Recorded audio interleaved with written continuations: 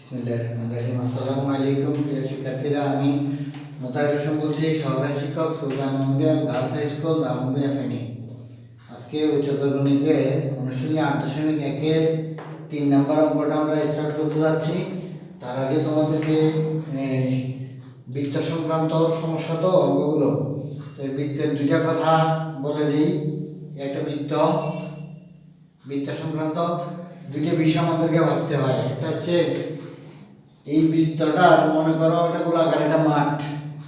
আমি কেউ যদি এখান থেকে হাঁটা আরম্ভ করে, চারদিক ঘুরে আসলে সে কতটুকু পথ পার করবে, এটা হচ্ছে একটা প্রশ্ন। আর দ্বিতীয় প্রশ্ন হচ্ছে, এটা একটা বৃত্তাকার মাঠ, এখানে কতটুকু জায়গা আছে, টোটাল পুরো ক্ষেত্রটা জুড়ে মোট কতটুকু জায়গা আছে। এই বৃত্ত সংক্রান্ত আমরা দুইটা আলোচনা নিয়ে ভাবি। তাহলে আলোচনা দুইটা ক্ষেত্রে কি, একটা হচ্ছে চারদিক ঘুরে আসা, চারদিক ঘুরে এসে স্রেফ হেঁটে আসছি, পথটা কতটুকু গেল।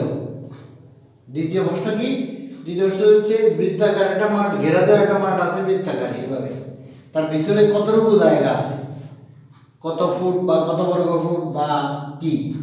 তো এই দুটো বিষয়কে আমরা কিভাবে আলাদা করব? যখন আমাদেরকে বলা হবে মাঠের চারদিকে ঘুরে আসা, তখন আমরা এটাকে বলব বৃত্তের পরিধি।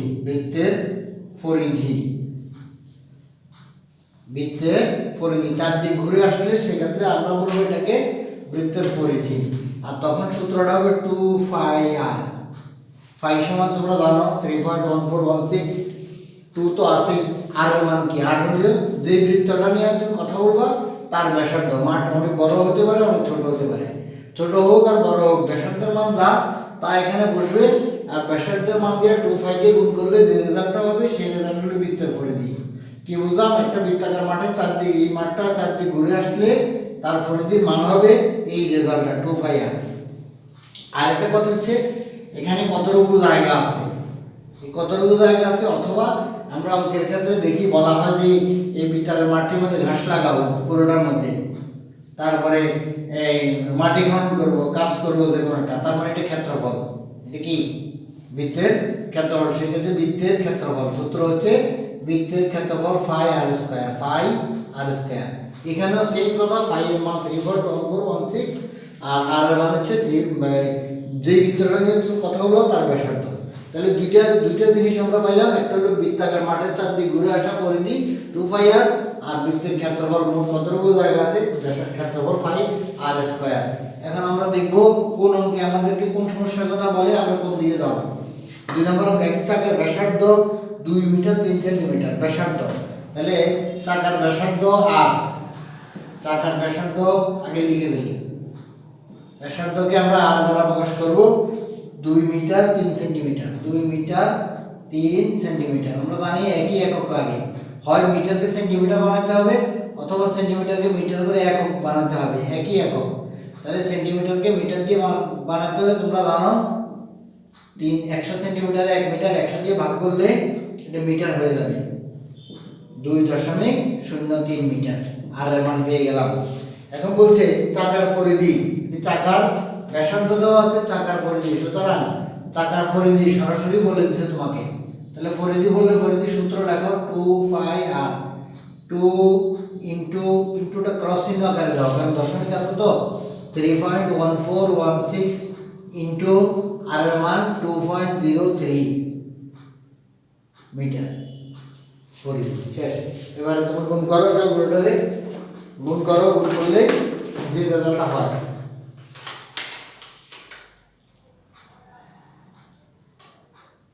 Two into 3.1416 into 2.03 12.754 metre. এটাই আনসার। 3 নম্বর করে গেল। এবার 4 নম্বর প্রশ্নটা বলো, একটি চাকার ব্যাস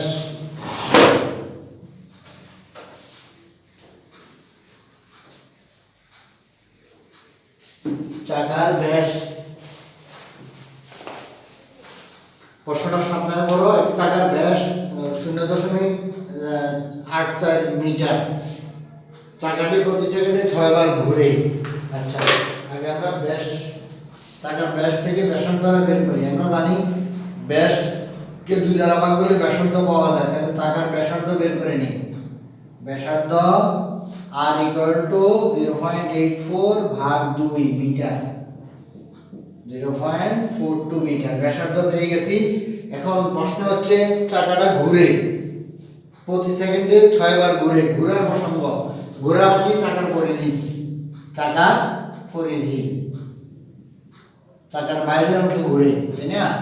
এই জন্য চাকার পরিধি 2πr, 2 গুণ করো ক্যালকুলেটরে, গুণ করে বলো 0.84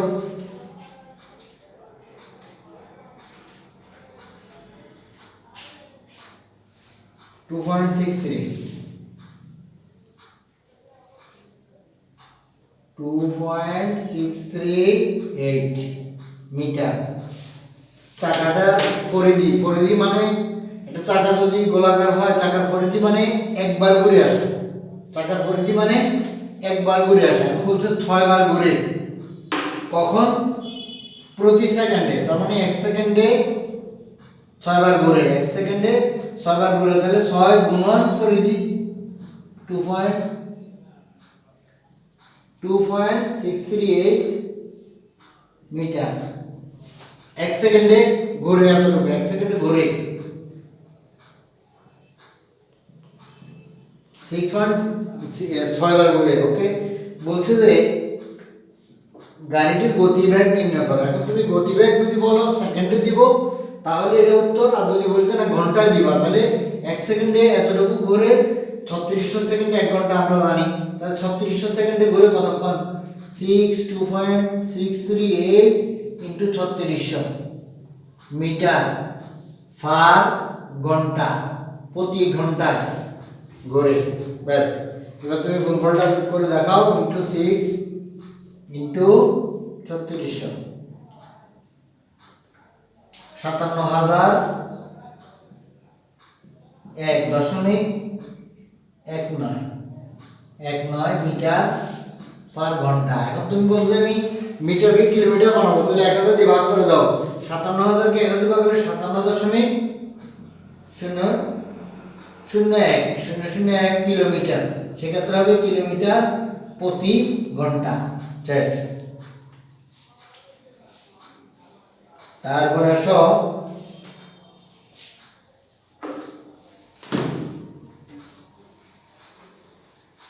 পরের অঙ্কটা যাই আমরা, 5 নাম্বার।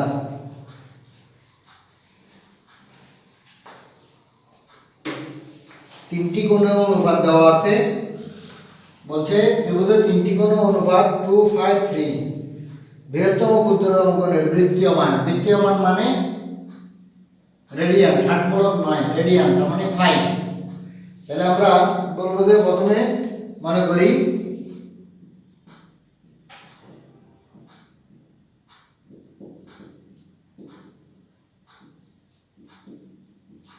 অনুপাতে দেওয়া আছে, যেহেতু আমরা তিনটাকে 2x রেডিয়ান, 5x রেডিয়ান এবং 3x রেডিয়ান বলতে পারি। তাহলে আমরা জানি ত্রিভুজের তিন কোণের সমষ্টি 5 মানে 180, তাহলে সুতরাং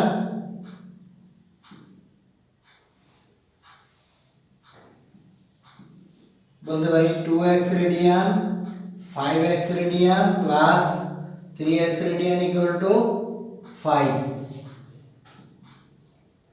তাহলে 5 2 7 দিন 10 10, x radian equal to 5, x radian equal to 5/10। ওকে, বৃত্তীয়মান। তারপরে কি চাইছে? বৃহত্তম আর ক্ষুদ্রতম কোণ। তাহলে ক্ষুদ্রতম কোণ কত? ক্ষুদ্রতম কোণ হলো 2x, বৃহত্তম হলো 5x। সুতরাং ক্ষুদ্রতম কোণ সমান 2 into 5/10 or 5/5, আর বৃহত্তম কোণ 5 into 5/10 or 5/2 आंसर। ओके, ত্রিভুজের বৃহত্তম ক্ষুদ্রতম কোণের বৃত্তীয় মান নির্ণয় করো। 60 মূলক ডিগ্রি মিনিট নয়। তারপরে আসো 6 নম্বর অঙ্ক। কোন ত্রিভুজে একটি ত্রিভুজের কোণগুলো সমান্তর শ্রেণীভুক্ত। সমান্তর শ্রেণীভুক্ত। আমরা সমান্তর শ্রেণী নিয়ে একটা কথা না বললে নয়। সে কথা হচ্ছে 3, 5, 7, 9। এটা তোমাদের সাধারণ গণিতে সমান্তর ধারা একটা চ্যাপ্টার আছে 13.1। তোমরা সেখানে এটা দেখছো, অথবা যদি না করা থাকে জেনে রাখো যে এটা একটা সমান্তর ধারা। কিভাবে? 3 থেকে 5 2, 5 থেকে 7 2, 7 থেকে 9 2, 9 থেকে 11 2, প্রতিবার 2 2 করে বেড়েছে। প্রতিবারের অন্তর সমান, এই জন্য তার নাম হলো সমান্তর ধারা। সমান্তর ধারা। সমান্তর ধারার বৈশিষ্ট্য কি? একই দুইটা রাশির মধ্যে, দুইটা সংখ্যার মধ্যে অন্তর বা বিয়োগফল একই থাকে। ওকে, এখন আরেকটা বৈশিষ্ট্য এখানে তোমাকে দেখতে হবে। আরেকটা বৈশিষ্ট্য তুমি দেখো, এখানে 3 যোগ 7 10, 2 দিয়ে ভাগ করলে কত হয়? 5। 2 দিয়ে ভাগ করলে 5। দেখো এটা মিডল রাশিটা পেয়ে গেছি। এই বৈশিষ্ট্যটা এরপরে দেখো তো কোথাও আছে কিনা। যেমন ধরো এই দুইটা 5 বাদ দিলাম, 5 আর 9 নিলাম, 9 5 14, 2 দিয়ে ভাগ করলে 7, মিডলটা মিলে যায়। আবার দেখো 7 যোগ 11 18, 18কে 2 দিয়ে ভাগ করলে 9। তার মানে কি পেলাম? সমান্তর ধারার বৈশিষ্ট্যটা কি? সমান্তর ধারার বৈশিষ্ট্য হচ্ছে যে কোনো দুই পদে, যেমন আরেকটা সমান্তর ধারা আমি লিখছি 5 8 11 14। ধরো দেখো এই 11 আর 5 এ 16, 16 2 ভাগ করলে 8, অথবা এই দুটো যদি না মিলাই 14 আর 8, 14 আর 8 এ 22, 2 ভাগ করলে 11। এটা হচ্ছে সমান্তর ধারার বৈশিষ্ট্য। তার মানে কি? দুইটা ধারা, পরপর 3টা ধারার মধ্যে প্রথমটা তৃতীয়টা যোগফলের অর্ধেক, দ্বিতীয়টা হয়। এখন আমরা আমাদের অঙ্কে চলে আসবো। বলছে আমার এই অঙ্কের ত্রিভুজের কোণগুলো সমান্তর শ্রেণীভুক্ত। তাহলে সমান্তর ধারার এই বৈশিষ্ট্যটা ওর মধ্যে আছে। ওকে, বৃহত্তম কোণটি ক্ষুদ্রতম কোণের দ্বিগুণ। তাহলে মনে করি ক্ষুদ্রতম কোণ x, ক্ষুদ্রতম কোণ, তাহলে বৃহত্তম কোণ কত হবে? দ্বিগুণ 2x। তাহলে অপর কোণ কত হবে? কোণ আরেকটা বাকি আছে, সে কোণটা কত হবে? কোণ আমার এখানে 3টা থাকার কথা, সমান্তর ধারা 3টা পদ থাকার কথা, 3 9 15 এরকম 3টা। এখন আমার বলা হচ্ছে যে ক্ষুদ্রতমটা আছে, বৃহত্তমটাও আছে, মাঝেরটা নাই। তাহলে মাঝেরটার সিস্টেম কি? এই দুটো যোগ করে 2 দিয়ে ভাগ। তাহলে আমার এখানে x যোগ 2x 2 দিয়ে ভাগ, বা 3x/2। আমি ত্রিভুজের 3টি কোণ পেয়ে গেছি। ত্রিভুজের 3টি কোণ পেয়ে গেছি। কোণগুলো রেডিয়ান পরিমাপ চাইছে তো, তোমার রেডিয়ান চিহ্ন দিয়ে দাও। সুতরাং আমরা জানি ত্রিভুজের 3 কোণের সমষ্টি, অথবা প্রশ্নের মধ্যে লিখতে পারো ত্রিভুজ তো, তাহলে x radian 2x radian plus 3x রেডিয়ান/2 = 5। কত হয়? কত হয়? 2x 4x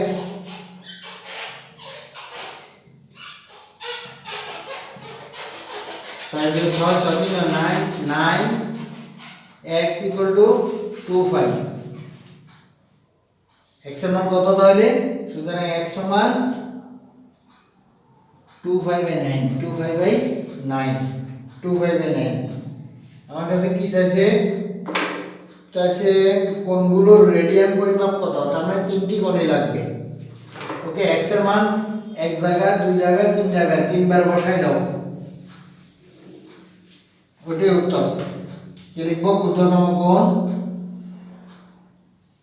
ক্ষুদ্রতম কোণ সমান 2/9 রেডিয়ান। বৃহত্তম কোণ কত 2 * 2 5/9 বা 4 5/9 অপর কোণ 3/2 * 2 5/9 2 2 কাটো 3 3 কাটো আর থাকে 3 और 5/3 রেডিয়ান তিনটা উত্তর आंसर ওকে আমরা কয়টা অঙ্কে গেলাম 3 4 5 6 আমরা এবার নতুন আরেকটা ধারণা তোমাদেরকে নিয়ে যাব সেটা হচ্ছে বৃত্তচাপের সাথে বৃত্তের এই একটা বৃত্ত এটা তার কেন্দ্র এটা তার ব্যাসার্ধ এখন এই বৃত্তচাপ এটা বৃত্তচাপ নিলাম বৃত্তচাপকে বলা হয় এস বৃত্তচাপের যে দৈর্ঘ্য দুই মাথায় যদি কেন্দ্রে যোগ করি সেখানে একটা কোণ হবে সেই কোণটার নাম দিলাম থিটা এই বৃত্তটার ব্যাসার্ধ ছিল আর বলা হচ্ছে যে তিনটার মধ্যে একটা সম্পর্ক আছে বৃত্তচাপের দৈর্ঘ্য এস সমান সমান আর থিটা এর সমান আর এবং বৃত্তের ব্যাসার্ধ এবং থিটা এর গুণফলের সমান কোন বৃত্তের বৃত্তচাপের মান বৃত্তের ব্যাসার্ধ এবং কেন্দ্রস্থ কোণের গুণফলের সমান এটাকে আমরা বলি s = r theta s = r theta আমরা এই কনসেপ্টটা আমরা এখন ব্যবহার করব তোমার 7 নম্বর অঙ্কে পৃথিবীর ব্যাসার্ধ দেওয়া আছে আগে লিখলাম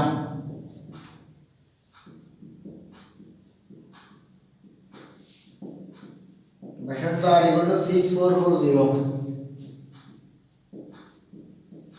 কিলোমিটার তারপরে পৃথিবীর ব্যাসার্ধ ঢাকা ও চট্টগ্রাম পৃথিবীর কেন্দ্রে 5 মিনিট 5 ডিগ্রি কোণ উৎপন্ন করে কেন্দ্র উৎপন্ন কোণ পৃথিবীর কেন্দ্র উৎপন্ন কোণ পৃথিবীর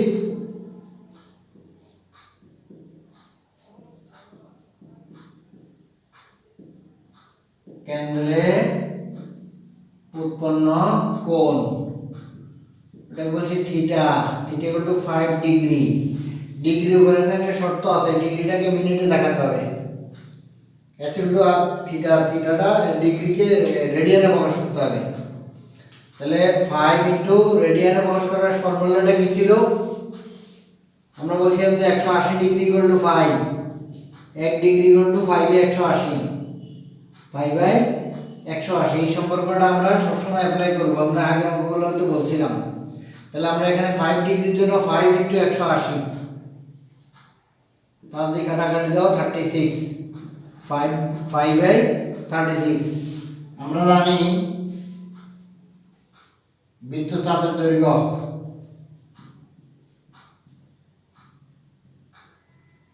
বৃত্তচাপের দৈর্ঘ্য s = r থিটা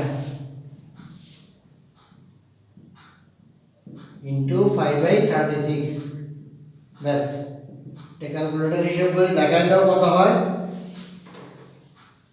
6440 into 5 ভাগ 36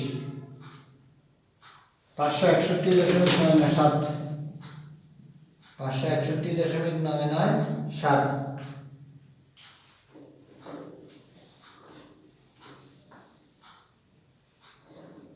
তারপরে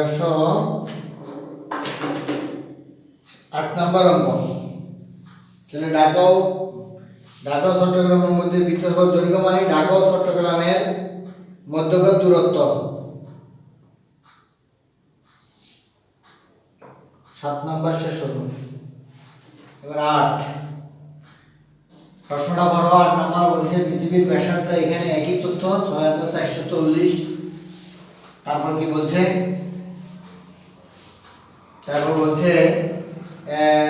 পৃথিবীর উপরে টেকনাফ ও তেতুলিয়া পৃথিবীর কেন্দ্রে 10 ডিগ্রি 6 মিনিট 3 সেকেন্ড কোণ উৎপন্ন করে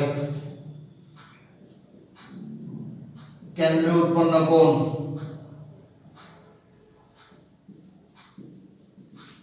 theta 5 degree 10 degree 6 minute 3 second.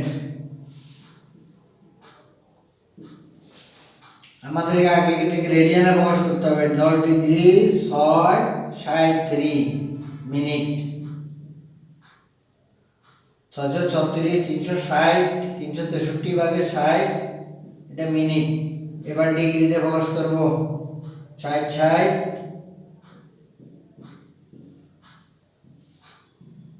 60 3600 10 into 3630 অথবা তুমি 0 এটা কেটে দাও, এই 0 0 কেটে দাও, 360 লেখো এখানে।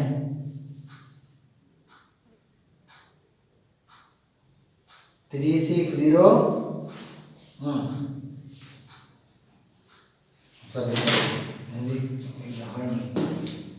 আবার লিখি 10 ডিগ্রি 60 60 363 পুরোটাকে ডিগ্রি আর এই মিনিটকে ডিগ্রি বানাতে 60 এর সাথে আরেকটা 60 দিয়ে ভাগ করছি। 3600 10 গুণ সমস্ত ভাঙাও।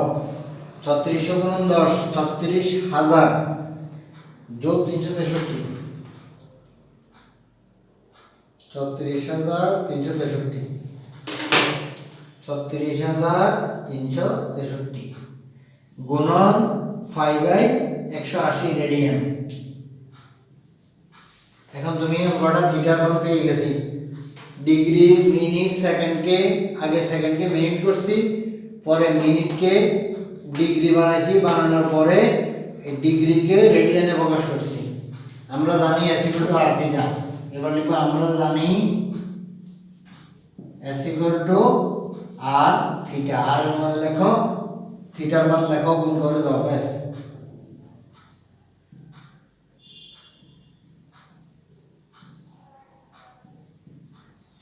ওকে, এ পর্যন্ত থাকুক। ক্যালকুলেটর দিয়ে এটা হিসাব করে লিখে দাও। আজকে এ পর্যন্ত থাকুক, এ পর্যন্ত প্র্যাকটিস করো। আর দুটো অঙ্ক আছে, এগুলো করলে ইনশাআল্লাহ আগামী চ্যাপ্টারটা শেষ হয়ে যাবে। সে পর্যন্ত সবাই ভালো থেকো। আর কারো কোনো সমস্যা থাকলে অবশ্যই আমাকে কমেন্ট বক্সে জানাবে। সবাইকে অসংখ্য ধন্যবাদ।